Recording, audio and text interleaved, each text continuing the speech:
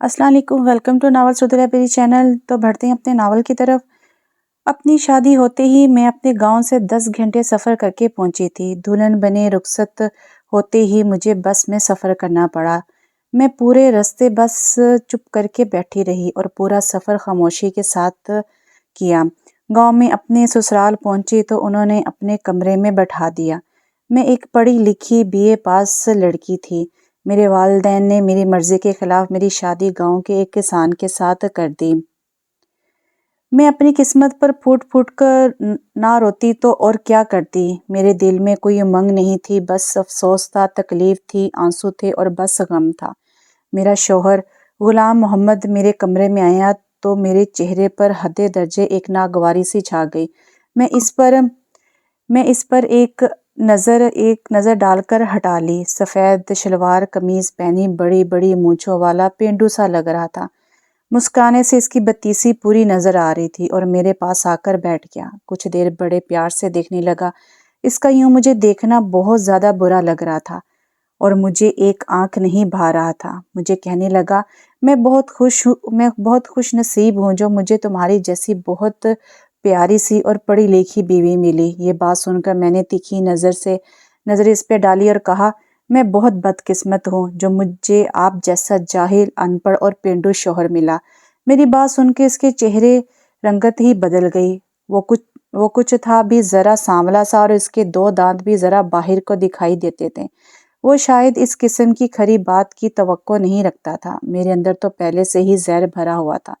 मेरे माँ बाप ने लाख मना करने के बाद भी मेरे खालाजाद से मेरी शादी कर दी, जो गांव का किसान था। वालिदैन का कहना था कि लड़का नेक है और शरीफ है और कमाता भी अच्छा है, इसलिए तुम वहाँ बहुत खुश रहोगी। लेकिन क्या खुशी दारोमदार अच्छे, नेक और कमाओ तक महदूद है? क्या मेरे दिल की खुशी की कोई अहमियत नहीं रखती थी? मेरे अंदर मनफी सोचों के यलगार सा भरा पड़ा था। ऐसी जलन थी मेरे अंदर के मेरा लहजा, मेरे अल्फाज मेरे इख्तियार में ना थे। मेरा जी चाह रहा था अपना सारा दिल की भड़ास इस गुलाम मोहम्मद पर निकाल दो। मेरी बात सुनकर मुझे हैरत से तकी जा रहा था और मुझे कहने लगा, क्या बात है, खाला ने तुम्हें शादी की चीजें मर्जी से नहीं लेने दी? इसको लगा कि बचपन में जब मेरी अम्मी मुझे अपनी पसंद की चीज़ें नहीं लेने देती और अपनी मर्जी मुझ पर मुसलत करती थी तो मैं सब के सामने अपना गुबार निकालती थी। अब भी कुछ ऐसा ही हुआ है जो मैं सख्त तेवर अपना रही हूँ। अगर बात चीज़ों की होती तो शायद मैं सब्र कर लेती। पहले जाके आईने में अपनी शक्ल देखो। क्या तुम इस काबिल हो कि मैं तुम्हारे साथ अपनी ज़िंदगी गुजार सकूं? ना तुम्हारी शक्ल सूरत अच्छी, ना तुम्हारे पास कोई तलीम। मेरे घर वालों ने मेरी जिंदगी बर्बाद कर दी है। अब बात मेरे जब से बाहर होगी तो मैं रोने लग गई। अब बात मेरे जब से बाहर होगी तो मैं रोने लग गई। वो चुप सा हो गया, इसका चेहरा बुझ सा गया था। मैं रोते हुए इसको कहा, मैं किसी और से मोहब्बत करती हूँ, मैं तुम्हारे साथ नहीं रहना चाहती। मेरी बात सुनकर वो ताज्जुब से मेरे पास से उठकर खड़ा हो गया और कहने लगा, ज़ारा ये क्या कह रही हो तुम होश में तो हो? मैंने इसको कहा कि इसमें हैरान होने वाली क्या बात है? मैं जिससे मोहब्बत करती थी वो तुमसे 1000 दर्जे अच्छा है, खूबसूरत है और पढ़ा लिखा भी है। ये सुनकर आंखें नम लिए वो वॉशरूम में चला गया। और ये सच भी था कि मैं एक लड़के की मोहब्बत में मुब्तला थी जिसके साथ मेरी दोस्ती कॉलेज आते जाते बस स्टॉप पर हुई थी। वो यूनिवर्सिटी में पढ़ाता था। वहीं से हमारी नज़रों का तबादला हुआ और इसके बाद नंबर भी दिया। बाकी मोहब्बत फ़ोन पर परवान चढ़ी थी। अब मैं अपनी किस्मत पर रो रही थी। जब गुलाम मोहम्मद वॉशरूम से आया तो आंखें मतवातर सी थी, चेहरा पानी से गीला था। शायद रोकर बाहर आया था। इसने मुझसे नजरें हटा ली और सामने रखी जायनमाज पर नमाज पढ़ने लगा। नौफल के बाद फुट फुट कर रोने लगा। मैं कपड़े तब्दील करने के लिए वॉशरूम चली गई। जब वापस आई तो वो ज़मीन पर चादर बिछाए तकिया रखकर लेट चुका था। मैंने भी शुक्र किया था और मैं भी बेड पर लेट गई थी। बहुत दिन गुजरे, ना मैंने अपने शौहर से बात की, ना इसने मुझसे कोई और बात की। वो सुबह होते ही खेतों में निकल जाता और शाम को थका हारा घर आता। इसके मिट्टी और खाद से गंदे कपड़े और चेहरे पर बहते पसीने से मेरा जी उबाने लगता। मैं इसको देखकर बड़ी हकारत से मुंह फेर लेती। मेरे चेहरे की नागवारी देखकर वो कमरे में चला जाता और नहा धोकर वापस आता तो मेरी मजबूरी थी इसके साथ बैठकर मुझे खाना खाना पड़ता था।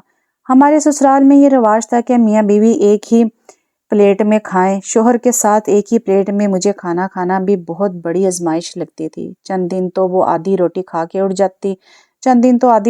کے اٹھ جاتی۔ غلام محمد شاید میری ناگواری سمجھ گیا تھا۔ میں پیٹ بھر کے کھانا کھا سکوں، وہ آدھی روٹی کھا کر اٹھ جاتا۔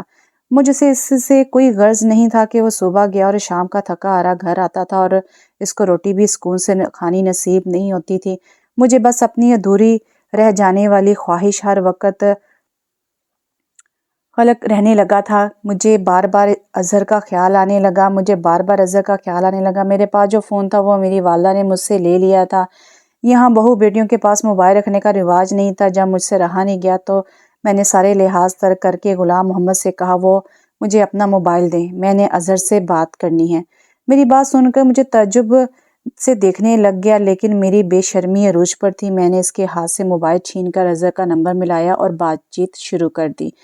اظہر بھی میری وجہ سے بے حد پریشان تھا۔ میں اس کو رو رو کر خود پر جو زیادتیاں ہوئیں اس کا ذکر اس سے کیا جو میرے والدین نے مجھ پر کی ہیں۔ غلام محمد کی موجودگی کا بھی مجھے کوئی بھی پاس نہ تھا۔ وہ خاموشی سے زمین پر چادر بچھا کر لیٹ گیا۔ میں کافی دیر اظہر سے بات کرتی رہی، پھر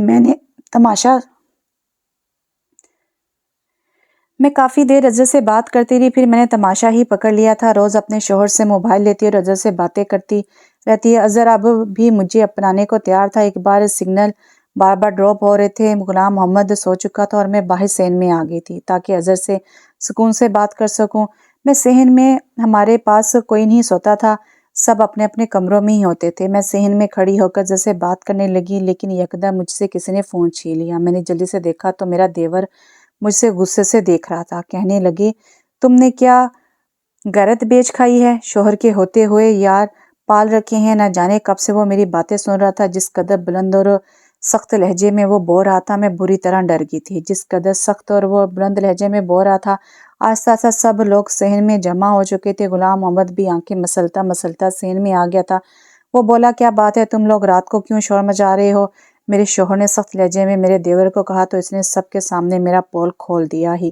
مجھے دیکھ کر سب حیران تھے۔ مجھے لگا اب تو مجھے گھر سے نکال دیں گے، اچھا ہے میں واپس لوٹ جاؤں گی اور پھر اظہر سے شادی کر لوں گی۔ لیکن میرے شوہر نے سب کے سامنے میرے دیور کو جھوٹا کر دیا۔ کہنے لگے مجھے اپنی بیوی کے کردار پر پورا بھروسہ ہے، وہ اپنی کسی سہیلی سے بات کرتی ہے اور میری اجازت سے کرتی ہے۔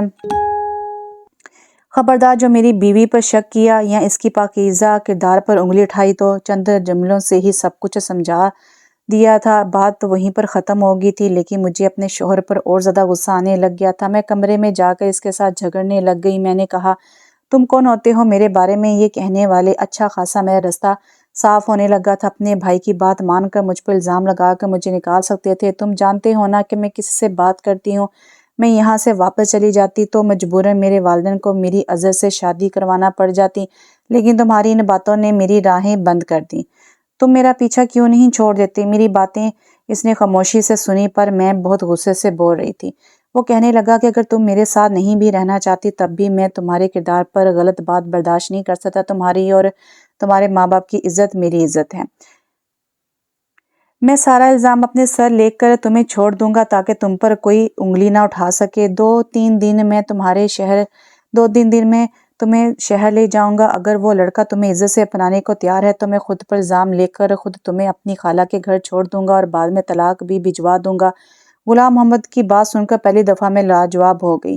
وہ کم تعلیم یافتہ تھا، ان پڑھ، انگوٹھا چھاپ تھا، لیکن عزت غیرت کو اچھی طرح جانتا تھا۔ نہ جانے کیوں اس کے لیے میرے کچھ جذبات بدلنے لگے تھے۔ وہ کم تعلیم یافتہ تھا، لیکن میں نے اپنے آپ کو جھٹکا اور اظہر کو ساری بات بتا دی تو وہ سن کر خوش ہو گیا اور مجھے کہا کہ تم شہر آ جاؤ اور اپنے کزن سے طلاق لے لو اور ہم کورٹ میرج کر لیں گے۔ تم اب بھی میرے پاس ہی رہنا، بعد میں تمہارے ماں باپ اپنانے کے لیے مجبور ہو جائیں گے۔ میں نے حامی بھر لی۔ چند دن بعد ہی میں غلام محمد کے ساتھ شہر چلی گئی اور اظہر کے بتائے ہوئے پتے پر پہنچ کر میں نے غلام محمد کو کہا اب تم جاؤ اور مجھے طلاق دے دو، اس کے بعد تمہارا مجھ سے کوئی واسطہ نہیں رہے گا اور میں اظہر سے نکاح کر لوں گی۔ وہ کہنے لگا میں تمہارے لیے طلاق جیسے غلیظ لفظوں کو منہ پر نہیں بول سکتا، میرا ضمیر اس بات کی اجازت نہیں دیتا، لیکن ہاں کاغذی کارروائی کر کے کل اسی پتے پر طلاق بھجوا دوں گا۔ وہ یہ کہہ کر چلا گیا۔ میں نے دروازہ کھٹکھٹایا اور دروازہ اظہر نے ہی کھولا۔ مجھے دیکھ کر مسکرانے لگا اور میں گھر کے اندر داخل ہو گئی، لیکن گھر میں کوئی نظر نہیں آ رہا تھا، حالانکہ اس نے مجھے بتایا تھا کہ میں تمہارے بارے میں سب گھر والوں کو بتا دیا ہے۔ میں نے خالی صحن دیکھا، اس سے پوچھا کہاں ہیں تمہارے گھر والے؟ اس نے کہا تم اندر تو آؤ، بتاتا ہوں سب تم کو۔ اس کے ہمراہ میں کمرے کے اندر داخل ہوگی۔ کمرے میں 2 اور مرد موجود تھے۔ مجھے دیکھ کر سب کمینے ہنسنے لگے۔ ان میں سے ایک نے کہا مال تو اچھا ہے، اس کی قیمت میں 3 لاکھ دوں گا۔ یہ سن کر تو میرے ہوش ہی اڑ گئے، جیسے میرے پاؤں کے نیچے سے زمین نکل گئی ہو۔ اظہر میرے سودے بازی کر رہا تھا۔ اس سے پہلے کہ وہ کمرے کے اندر مجھے داخل کرتے بروقت میرے دماغ نے کام کیا۔ اظہر کو دھکا دے کر میں مین گیٹ سے باہر نکل کر بھاگ کر غلام محمد اتنی دور نہیں گیا تھا۔ اس کو دیکھ کر میں نے اس کو آوازیں لگانا شروع کر دی۔ اس نے پلٹ کر میری طرف دیکھا۔ اظہر کو دھکا دے کر میں بھاگ کر باہر نکل گئی۔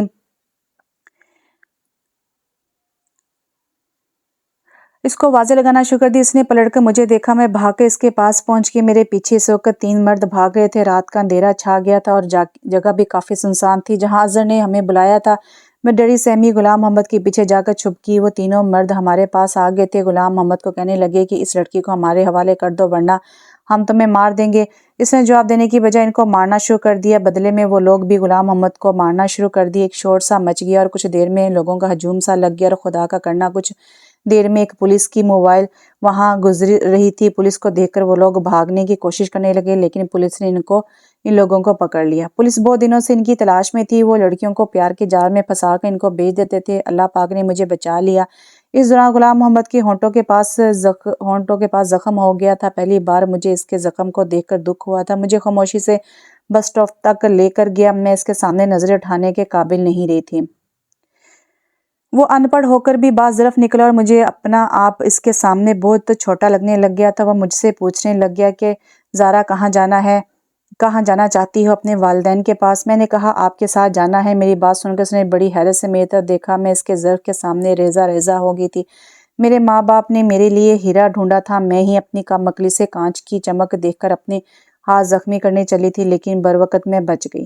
غلام محمد نے مجھ سے دوسرا کوئی سوال نہیں پوچھا اور مجھے گاؤں لے گیا۔ اس کے گھر والوں نے غلام محمد کا زخمی چہرہ دیکھ کر فکر مندی سے پوچھا کہ غلام محمد تمہیں یہ کیا ہوا ہے؟ تو اس نے کہا کہ بس سے اترتے ہوئے چوٹ لگ گئی۔ میں اپنے اندر بہت شرمندہ سی رہ گئی تھی۔ میں نے اپنے شوہر کا بس ظاہر دیکھ کر کیا کچھ نہیں سنایا تھا، لیکن اس نے میرے ساتھ اب تک بھلائی ہی کی تھی۔ 2 دن تو میں نے اس سے نظریں ہی نہیں ملا پا رہی تھی، اپنے آپ کو لعنت ملامت کر رہی تھی۔ وہ اب بھی آدھی روٹی کھا کر میرے پاس سے اٹھنے لگا تو میں نے اس کو روک لیا اور اس سے کہا کہ آپ کھانا ٹھیک سے کیوں نہیں کھاتے؟ آدھی روٹی کھا کے اٹھ جاتے ہیں۔ میری بات سن کر غلام محمد نے میری طرف حیرت سے دیکھا اور وہ اٹھ کر نہیں گیا اور چپ چاپ کھانا کھانے لگا۔ اب میں اس کا خیال رکھنے لگ گئی تھی۔ اندر سے تو میں ٹوٹ چکی تھی، لیکن اپنے شوہر کے سامنے جھک کر اپنی غلطی کا اعتراف کرنا بھی مشکل لگ رہا تھا۔ میں چاہتی تھی کہ وہ خود مجھے معاف کر دے، لیکن وہ بالکل چپ تھا۔ رات دیر سے کمرے میں آتا اور زمین پر کپڑا ڈال کر چپ کر کے لیٹ جاتا۔ ایک دن میں ہمت کر کے اس کے سامنے بیٹھ گئی۔ میں نے کہا غلام محمد مجھے معاف کر دے، میں نے آپ کو سمجھنے میں بہت بڑی غلطی کر دی۔ ہیرا چھوڑ کر کانچ کا سودا کرنے چلی تھی۔ میں روتے ہوئے اپنی غلطی کا اعتراف کر رہی تھی، لیکن وہ اب بھی چپ تھا اور مجھے چپ کروا کر اپنا تکیہ اٹھا کر زمین پر سونے لگا۔ میں نے اس کو کہا کہ آپ کی جگہ زمین پر نہیں، آپ اوپر سو جائیں۔ میں جانتی ہوں میری غلطی چھوٹی نہیں ہے، بہت بڑی غلطی ہے۔ میں نے آپ کا بہت دل دکھایا ہے، لیکن پھر بھی ابھی تک آپ نے اپنا اعلیٰ ظرف ہی دکھایا ہے۔ ہو سکے تو مجھے معاف کر دینا۔ مجھے لگا اب وہ ضرور میری کوتاہی کو معاف کر کے مجھے اپنے سینے سے لگا لے گا، لیکن نہ جانے کیوں وہ مجھے خاموشی سے دیکھے جا رہا تھا۔ اس کی چپ مجھ سے صحیح نہیں جا رہی تھی۔ وہ مجھے بس خالی آنکھوں سے دیکھے جا رہا تھا۔ چپ چاپ لیٹ گیا اور چند کاغذات میرے ہاتھ میں تھما دیے تو گویا مجھ پر آسمان گر پڑا تھا۔ میں تڑپ تڑپ کر رونے لگی اور کہنے لگی غلام محمد مجھے طلاق مت دو۔ میں اس کے سامنے رونے بلکنے لگی تھی۔ وہ مجھے کہنے لگا تم پڑھی لکھی ہو، اس کو پڑھ کر سائن کر دینا۔ میں اس کے سامنے رونے بلکنے لگی۔ یہ کہہ کر وہ کمرے سے باہر نکل گیا۔ میں نہیں جانتی تھی کہ مرد کے دل سے اتر جانے کے بعد عورت جتنی مرضی معافی مانگ لے اس کو پھر عزت نہیں ملتی، یا شاید مرد سب کچھ سہ جاتا ہے لیکن دوسرا مرد برداشت نہیں کر سکتا۔ میں وہ کاغذات ہاتھ میں لے کر پھوٹ پھوٹ کر روتی رہی۔ میری ہمت نہیں ہوئی کہ وہ کاغذات پڑھوں۔ میں نے سوچ لیا تھا کہ رات کو غلام محمد کے پاؤں پکڑ کر معافی مانگوں گی، لیکن طلاق کبھی نہیں۔ رات کو میرا شوہر کمرے میں آیا تو اس کے پاؤں میں بیٹھ گئی اور گڑ گڑا کر اس سے معافی مانگنے لگی۔ اس نے مجھے دونوں بازوؤں سے پکڑ کر کھڑا کیا اور کہنے لگا تم اگر کاغذات پڑھ لیتی تو یوں کبھی نہ روتی، کیونکہ وہ طلاق نامہ نہیں تھا۔ پھر دروازے سے نکل کر مجھے کاغذات پکڑا دیے۔ میں نے آنسو پونچھے اور کاغذات پڑھے تو وہ زمین کے کاغذات تھے جہاں وہ ہل چلاتا تھا۔ اپنے حصے کی ساری زمین وہ میرے نام کر رہا تھا۔ میں نے اس کو حیرت بھری نظروں سے دیکھا کہ وہ سب کچھ مجھے کیوں سونپ رہا ہے۔ میں نے اس کو کہا کہ غلام یہ سب کچھ میرے نام کیوں کر رہے ہو؟ کہنے لگا تم میری بیوی ہو، میں کل شہر جا رہا ہوں، کچھ دن بعد لوٹوں گا۔ غلام محمد نے میرے لاکھ منع کرنے کے باوجود مجھ سے سائن کروا لیے۔ اگلے دن وہ شہر چلا گیا۔ 4 دن میں نے بڑی بے صبری سے اس کا انتظار کیا، وہ واپس آیا تو لیکن شہر سے غلام محمد کی لاش واپس آئی تھی۔ گھر میں کہرام مچ گیا تھا، میری تو دنیا ہی اجڑ گئی تھی۔ اس کا ایک شہری دوست اس کی لاش لے کر گاؤں واپس آیا تھا۔ اس نے بتایا کہ پچھلے 2 ماہ پہلے غلام محمد کو معلوم ہوا کہ اس کو کینسر ہے، وہ زیادہ دن نہیں بچ سکے گا۔ نہ جانے پچھلے 6 ماہ سے کون سا عمل لگائے جا رہا تھا جس کا نتیجہ اس کی جان ہی لے گیا۔ مجھے تو غشی کے دورے پڑنے لگے۔ 2 دن بعد مجھے تھوڑا ہوش آیا تو مجھے میری ساس نے ایک خط دیا اور کہنے لگی کہ زارا یہ خط غلام محمد کے دوست نے دیا ہے، کہ کہہ رہا تھا کہ غلام محمد نے تمہارے نام بھیجا تھا۔ یہ سن کر مجھے زور کا جھٹکا لگا۔ میں نے اپنی ساس کو کہا کہ غلام محمد تو ان پڑھ تھا، پھر اس نے خط کیسے لکھا؟ تو میری ساس میری طرف تعجب سے دیکھنے لگی، کہنے لگی تمہیں کس نے کہا کہ غلام محمد ان پڑھ تھا؟ اس نے 10 جماعتیں گاؤں سے پاس کی تھی اور 14 جماعتیں پرائیویٹ پاس کی تھیں، ساتھ ہی اپنے باپ کا بازو بھی بنا رہا۔ میں تو سن کر دنگ رہ گئی تھی۔ شادی سے پہلے گاؤں میں بہت کم آئی تھی، اس لیے مجھے لگا تھا کہ خالہ کے بچے ان پڑھ ہوں گے۔ خالہ کہنے لگی تمہیں غلام محمد بچپن سے چاہتا تھا، کہتا تھا اماں زارا تعلیم حاصل کر رہی ہے اس لیے مجھے بھی آگے پڑھنا ہے، کل کو جب میری بیوی بنے تو لوگوں کے سامنے اس کو شرمندگی نہ اٹھانی پڑے، اس کا شوہر ان پڑھ اور جاہل ہے۔ مجھے یہ باتیں کسی ہتھوڑے کی طرح لگ رہی تھیں۔ آج تک یہ باتیں مجھے غلام محمد نے نہیں بتائی تھی۔ میں پڑھا لکھا ہوں۔ میں نے وہ خط لیا اور پڑھنے لگی۔ زارا میں نے آج تک تمہیں یہ نہیں بتایا کہ میں تعلیم یافتہ ہوں، کیونکہ تعلیم حاصل کرنا ہر شہری کا حق ہے اور کوئی ضروری بھی نہیں ہوتا کہ ان باتوں کو سب کے سامنے جتایا جائے۔ میں نے جب سے ہوش سنبھالا تب سے امی کے منہ سے یہی سنا تھا کہ آپ کو اپنی بہو بناؤں گی، اس لیے میرا دل تم سے بچپن سے ہی محبت کرنے لگ گیا تھا۔ کب میری محبت اتنی زیادہ ہوگی مجھے خود نہیں پتہ لگا۔ جیسے جیسے بڑا ہوتا گیا محبت زیادہ ہوتی گئی۔ جب بھی ماں کہتی کہ زارا ابھی پڑھ رہی ہے تو میرے دل میں بھی پڑھائی کا شوق ہونے لگ گیا۔ جب وہ مجھے بتاتی کہ زارا کو کھانے میں یہ چیزیں پسند ہیں تو مجھے بھی وہ چیزیں اچھی لگنے لگی۔ میں شاید غلطی سے تم سے عشق کر بیٹھا تھا، اس لیے شادی کی پہلی رات تمہارے منہ سے سب باتیں سن کر مجھ سے برداشت ہی نہیں ہوا تھا۔ میں نے آج تک کبھی آنسو نہیں بہائے، رونا تو بہت دور کی بات ہے۔ ہر حالات کو ڈٹ کر مقابلہ کرتا تھا، لیکن اس دن ٹوٹ سا گیا تھا۔ شوہر سب کچھ برداشت کر لیتا ہے، لیکن اگر شادی کی رات بیوی کہہ دے کہ وہ اس کے علاوہ کسی اور سے پیار کرتی ہے تو وہ ٹوٹ جاتا ہے۔ میں بھی ٹوٹ چکا تھا، پھر محبت بھی تم سے ٹوٹ کر کی تھی، اس لیے جب تم میرے سامنے اپنے عاشق سے بات کرتی تھی، اس لیے شوہر ہونے کے ناطے میرا دل خون کی آنسو ہوتا تھا۔ کب یہ غم کینسر میں مبتلا ہو گیا مجھے خود بھی نہیں پتہ چلا۔ میں نے اپنی ساری جمع پونجی تمہارے نام کر دی ہے تاکہ میرے مرنے کے بعد کوئی تمہارے ساتھ حق تلفی نہ کر سکے۔ اب تم آزاد ہو، پوری عزت کے ساتھ تمہیں اپنا سکتا ہے کوئی بھی۔ میری محبت ہی شاید میرا مسئلہ تھا، اس لیے اب قبر تک میرے ساتھ جائے گی۔ خط پڑھتے ہوئے میں بہت زور سے رو رہی تھی کہ یہ میں نے کیا کر دیا، کیوں کر دیا؟ میں نے سوچا کیوں نہیں میری بے رخی نے میرے شوہر کی جان لے لی۔ میں بے اختیار رونے لگی۔ تب میرے ساس بھی پریشان ہو گئی اور کہنے لگی خط میں ایسا کیا لکھا ہوا ہے؟ میں کیا جواب دیتی؟ کیا کہتی کہ میں نے کیا کھو دیا ہے؟ مجھے عقل تب آئی جب میں خالی ہاتھ رہ گئی اور روتے ہوئے کہہ رہی تھی کہ کاش غلام محمد تمہاری جگہ میں مر جاتی، کاش تم زندہ ہوتے۔ میرے آنسو رک نہیں رہے تھے، بہت بری کیفیت سے گزر رہی تھی۔ ایک وفا نبھا کر غلام محمد مٹی کے نیچے جا چکا تھا اور ایک محبت نبھانے کا وعدہ کر لیا تھا۔ آج میری عمر 50 سال ہو گئی تھی اور آج بھی میں غلام محمد کی بیوہ ہوں۔ میں محبت اپنے شوہر کے مرنے کے بعد کی تھی جو آج بھی برقرار ہے۔ اب میں بھی بیمار رہنے لگی تھی اور یہی لگتا تھا کہ غلام محمد مرے ہوئے چند گھنٹے ہی ہوئے ہیں، ابھی اس کا خط سنبھال کے رکھا ہے۔ میری سب لڑکیوں سے گزارش ہے کہ اپنی اعلیٰ تعلیم کو اپنے سر پر سوار کر لیتی ہیں اور اپنی کم تعلیم یافتہ شوہر پر حقارت کی نظر سے دیتی ہیں۔ خدا را اپنے شوہر کی قدر کریں۔ جتنا مخلص وہ آپ کے ساتھ ہے، کوئی سڑک چھاپ عاشق نہیں ہو سکتا۔ جو شخص آپ کو عزت کی بجائے آپ کو کورٹ میرج کا مشورہ دے وہ آپ کو بیچ کھائے گا۔ کاش یہ بات زارا بھی پہلے سمجھ جاتی تو غلام محمد آج زندہ ہوتا۔ ناول کا نام شوہر سے نفرت، رائٹر فیصل بٹ۔